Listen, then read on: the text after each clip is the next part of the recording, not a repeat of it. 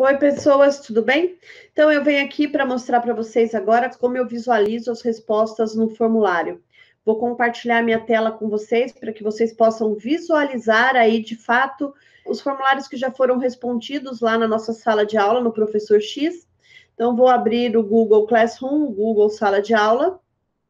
Vou buscar a sala que pretendo visualizar a atividade, mas eu posso buscar essa sala de outra forma, a partir das atividades que tenho que corrigir na pranchetinha pendentes, lembra disso?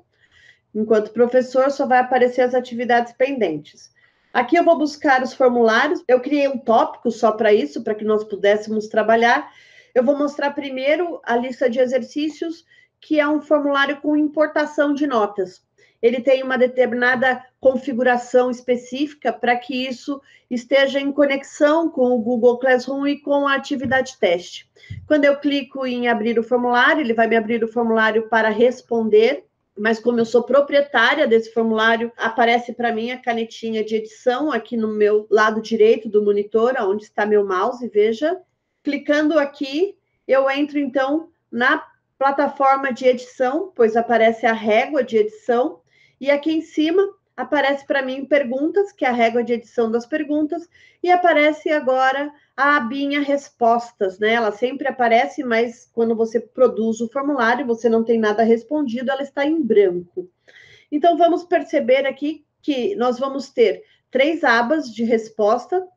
A primeira é o resumo de como esse questionário foi respondido, então eu tenho vários gráficos de cada questão.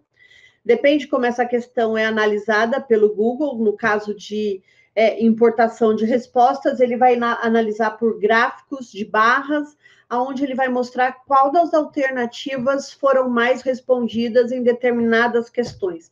E aí você pode medir da questão, depende do tema da questão, por exemplo, vamos supor que nós estamos falando de globalização, e aquela questão específica de globalização é uma análise de gráfico, e eu percebo ali que, naquele momento, eu tenho 70% dos meus alunos errando essa questão. Então, eu sei que eu tenho que trabalhar aí esse formato de análise de gráficos para os meus alunos dentro do processo de globalização.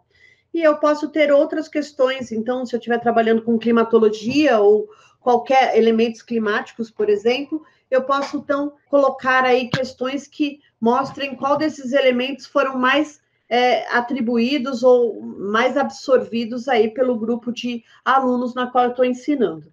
Então, vamos lá?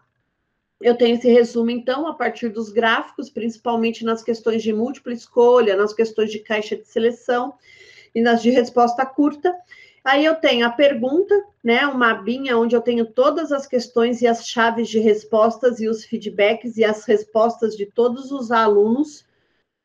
Eu tenho um modelo individual, que aparece uma ferramentinha aqui em cima, que eu posso ir passando, analisando o formulário de aluno por aluno, principalmente se houver aqui uma questão dissertativa, a qual eu preciso fazer a análise e a correção.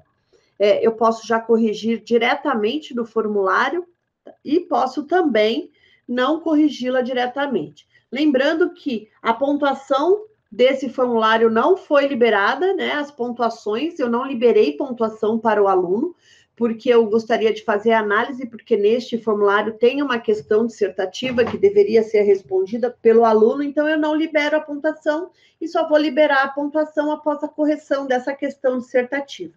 Que eu posso corrigi-la diretamente aqui no formulário, ou eu posso enviar esse formulário em forma de planilha, com as questões para uma planilha de Excel, e, através dessa planilha, fazer a correção dessas questões. Aqui, então, eu posso mandar para uma planilha pronta, já produzida, ou eu posso, inclusive, também mandar para uma planilha nova, que eu posso fazer um download e ele vai criar essa nova planilha.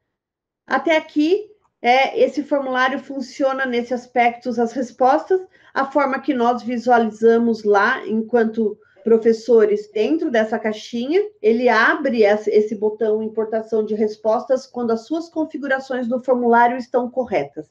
Caso não estejam corretas, esse botão ele fica inativo e você não consegue fazer essa importação para dentro do seu formulário.